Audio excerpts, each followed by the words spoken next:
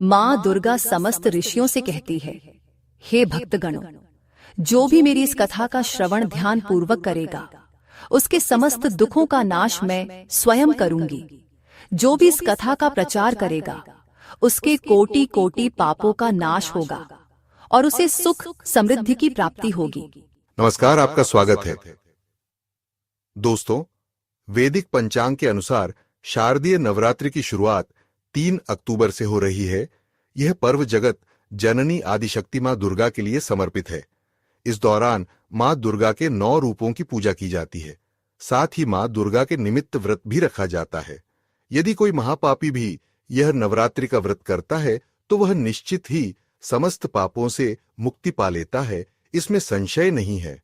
दोस्तों, देवी भागवत पुराण में नवरात्रि से जुड़ी महान व्रत कथा का वर्णन मिलता है। जो भी इस कथा को केवल एक बार ध्यान पूर्वक सुनता है, उसके कोटि कोटि पाप नष्ट होते हैं। माता रानी की कृपा से उसे धन, धान्य, पुत्र, सुख, समृद्धि की प्राप्ति होती है। इसीलिए प्रत्येक बुद्धिमान मनुष्य को नवरात्रि के व्रत की इस कथा को ध्यान पूर्वक सुनना चाहिए। जो इस कथा को सुनता है और सुनाता है तथा इस कथा का प्रचार करता है, उसकी कभी अधोगति नहीं होती है। आइए आपको सुनाते हैं नवरात्रि व्रत की महान कथा। एक समय की बात है, भगवान शिव कैलाश पर्वत पर ध्यान मग्न होकर बैठे हुए थे। तभी देवर्षि नारद अपने हाथ में वीणा लेकर कैलाश पर्वत पर उपस्थित होते हैं। देवर्षि को देखकर महादेव अत्यंत प्रसन्न होते हैं और उनसे कहते हैं, पधारिए देवर्षि, आज किस प्रयोजन से कैलाश पर आपका आगमन हुआ है? देवर्षि कहते हैं, हे देवादि देव महादेव, आपको कोटि कोटि प्रणाम। हे प्रभु, आप मेरे आने का कारण अवश्य जानते हैं, फिर भी यदि आप पूछ रहे हैं तो बताने की चेष्टा करता हूं। हे प्रभु, मैं आपके पास नवरात्रि के व्रत का महात्म्य सुनने के उद्देश्य से आया हूं। यह व्रत क्यों रखा जाता है? इस व्रत को करने से कौन सा फल प्राप्त होता है? इस व्रत की विधि क्या है तथा इस व्रत के नियम क्या है? कृपया आप मुझे इस सब बातों का ज्ञान प्रदान कीजिए। महादेव कहते हैं, हे देवर्षि, आज आपने उत्तम प्रश्न किया है। आपके माध्यम से समस्त संसार को इस व्रत का महात्म्य पता चलेगा, इसीलिए आप ध्यान से सुनिए। आज मैं आपको इस व्रत का महात्म्य सुनाता हूं तथा इस व्रत को करने के विधि और नियम भी बताता हूं। किंतु उससे पहले मैं आपको नवरात्रि के व्रत की एक महान कथा सुनाता हूं। जो भी मनुष्य इस कथा का श्रवण करता है, उसके समस्त पापों का नाश होता है, उसकी दरिद्रता का भी नाश होता है। इसीलिए आप इस कथा को ध्यान से पूरा सुनिए और इसका प्रचार कीजिए। देवर्षि कहते हैं, हे प्रभु, कृपया आप मुझसे वह कथा कहिए, मैं इसे ध्यान से पूरा सुनूंगा और इसका प्रचार करूंगा। तब भगवान शिव देवर्षि नारद को कथा सुनाने लगते हैं। हे देवर्षि, पूर्वकाल की बात है, कोसल देश में एक अत्यंत दीन, दरिद्री, धनहीन एवं विशाल कुटुंब वाला सुशील नाम का एक वैश्य रहता था। उस वैश्य की अनेक संतानें थीं, जो कोई काम नहीं करती थीं और धन के अभाव से हमेशा दुखी रहा करती थी। उनके पास करने के लिए भी कोई उद्योग नहीं था। रात्रि में जो कुछ भी खाने को मिल जाता, वह वैश्य उसे अपनी संतानों को खिला देता था और जो कुछ भी बच जाता, उसी से अपना पेट भर लेता था। पूरा परिवार दिन भर भूखा रहता था और केवल रात्रि को ही कुछ थोड़ा सा अन्न खा लिया करता था। इस प्रकार से वह वैश्य स्वयं भूखा रहकर दूसरों का काम करके अपने परिवार का पालन पोषण कर रहा था। वह वैश्य स्वभाव से अत्यंत निर्मल और सज्जन था। वह धर्मपरायण, शांत, सदाचारी, सत्यवादी, क्रोध न करने वाला, धैर्यवान और अभिमान रहित था। वह प्रतिदिन देवताओं और पितरों का पूजन करता था, अपने द्वार पर आए हुए अतिथियों की पूजा किया करता था और सभी को भोजन कराने के बाद जो कुछ भी बच जाता, उसी से अपना गुजारा चला लिया करता था। कुछ समय बीतने के बाद एक विद्वान ब्राह्मण उस सुशील नाम के वैश्य के घर पर आया। सुशील ने ब्राह्मण को दान देकर उनका स्वागत सत्कार्य किया तथा उन्हें हाथ जोड़कर प्रणाम करके अत्यंत व्याकुल होकर उस ब्राह्मण से इस प्रकार से कहने लगा, हे ब्राह्मण देवता, यदि आप हमारे अतिथि धर्म से प्रसन्न हैं तो क्या हम आपसे कुछ पूछ सकते हैं?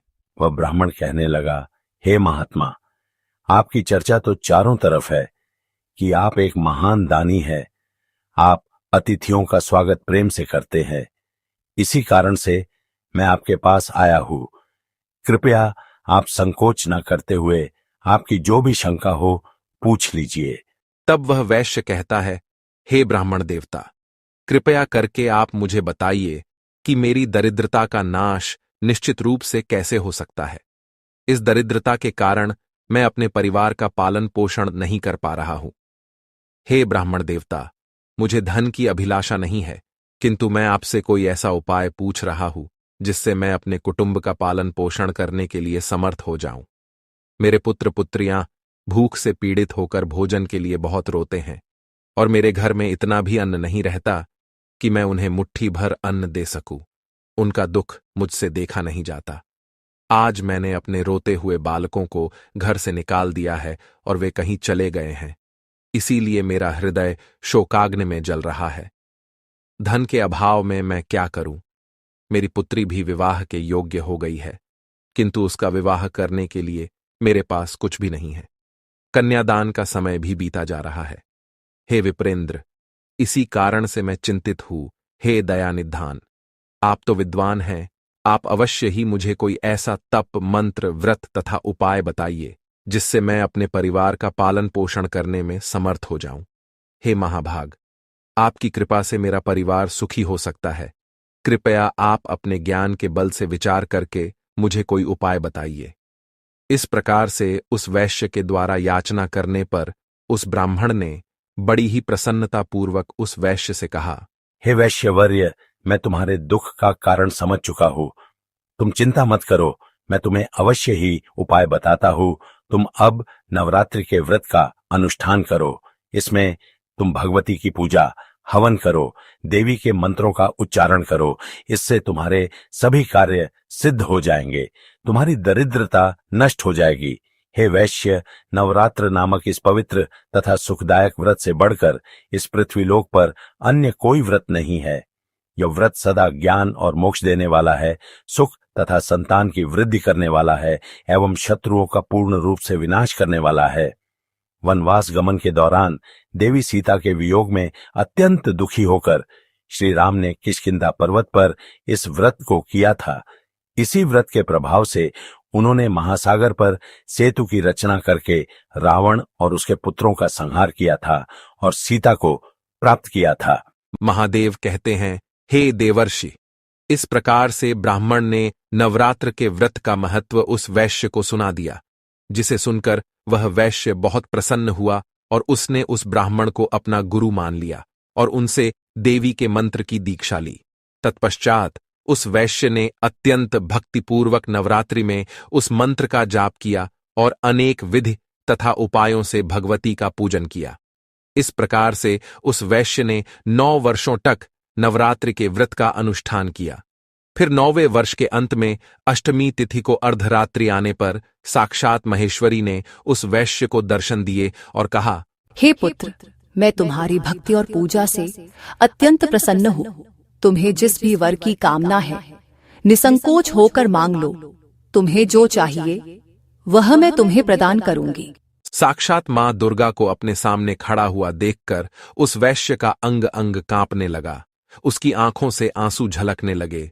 मां दुर्गा के उस अद्भुत दिव्य स्वरूप को देखकर वह वैश्य हर्ष से उत्साहित होने लगा।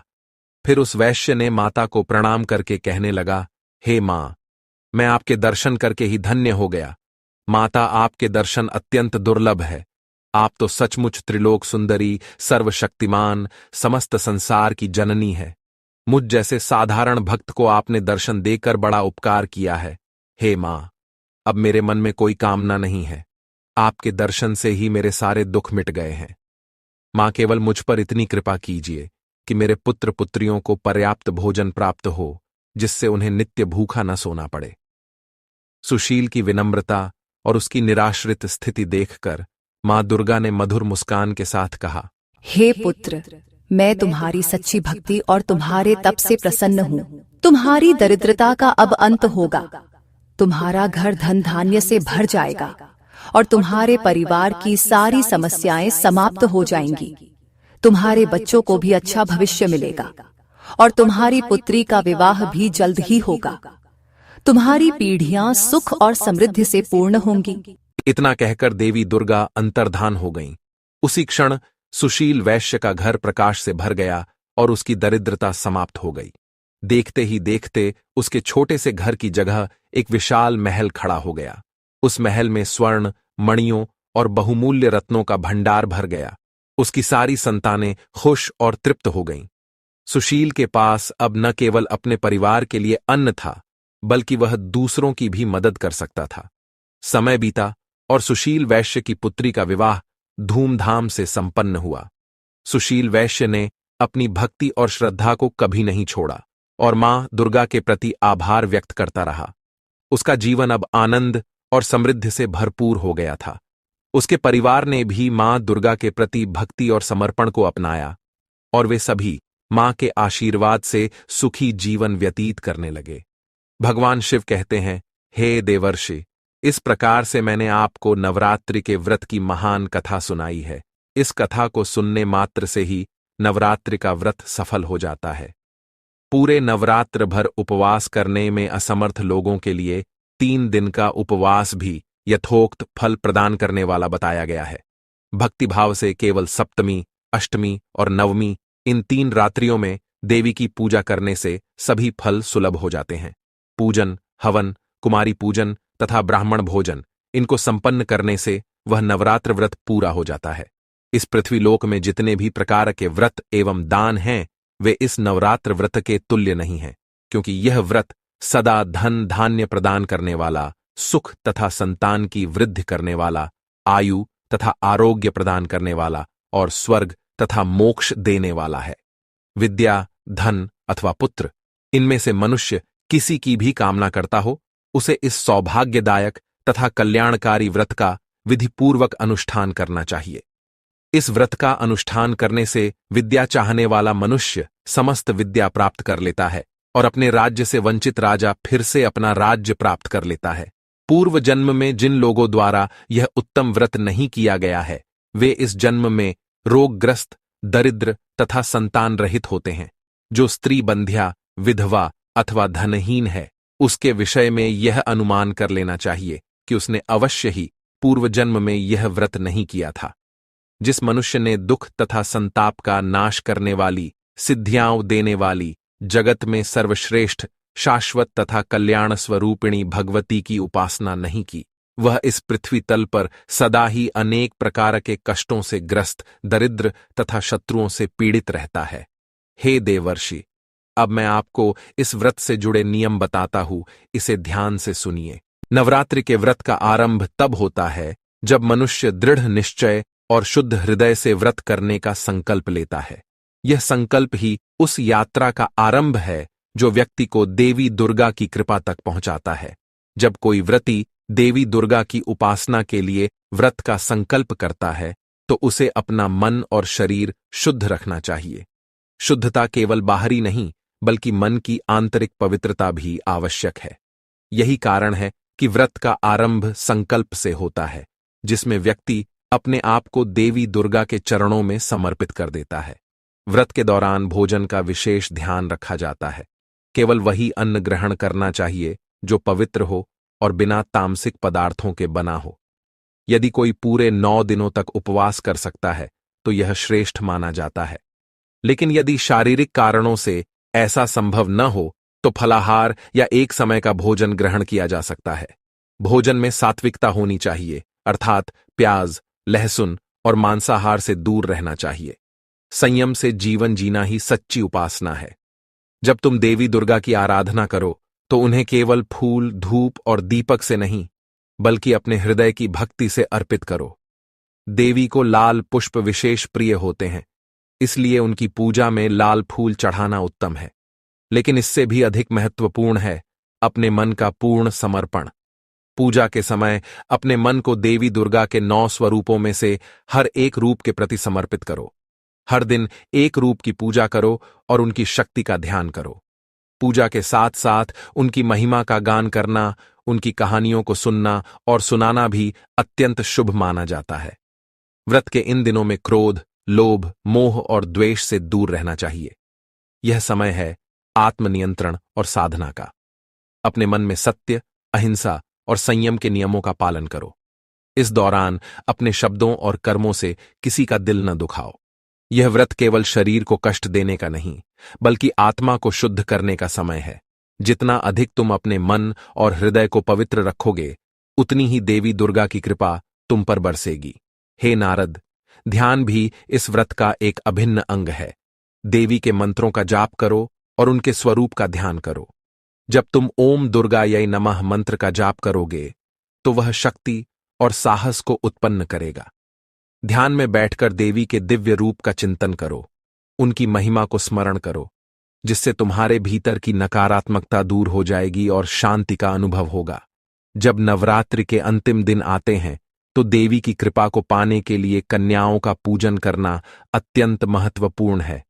कन्याएं देवी का ही रूप मानी जाती हैं, इसलिए 9 कन्याओं को आमंत्रित करके उनकी सेवा करो, उन्हें भोजन कराओ, उनके पैर धोकर आशीर्वाद लो। यह पूजन तुम्हारी साधना को पूर्णता की ओर ले जाएगा।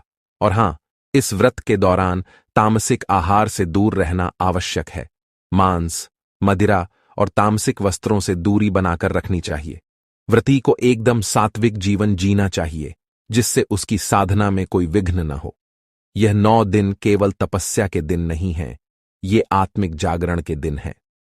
भगवान शिव ने नारद को नवरात्रि के व्रत का महत्व समझाते हुए कहा, यह व्रत केवल सांसारिक इच्छाओं की पूर्ति के लिए नहीं, बल्कि आत्मा की उन्नति के लिए है। जो श्रद्धा और भक्ति से इस व्रत का पालन करता है, वह देवी दुर्गा की कृपा से सारे कष्टों से मुक्त हो जाता है और उसकी सभी इच्छाएं पूर्ण होती हैं। इसलिए हे नारद, जो भी इस व्रत का संकल्प ले, उसे तन, मन और आत्मा की पूर्ण पवित्रता के साथ इस साधना को करना चाहिए। इस प्रकार से भगवान शिव ने नारद जी को नवरात्रि का महात्म्य और कथा सुनाई है। दोस्तों, अब जानते हैं नवरात्रि में मिलने वाले संकेतों के बारे में। अगर आपको भी ऐसे संकेत मिलते हैं, तो मां दुर्गा आप पर प्रसन्न है। दोस्तों, नवरात्रि में मां की पूजा करते समय अगर आपको ऐसा प्रतीत हो रहा है कि मां की मूर्ति आपको देखकर मुस्कुरा रही है अथवा मां दुर्गा के होंठ हिल रहे हैं, आपको अचानक ही ऐसा महसूस हो कि मां दुर्गा आपकी तरफ ही देख रही है, तो यह बड़ा ही शुभ संकेत है।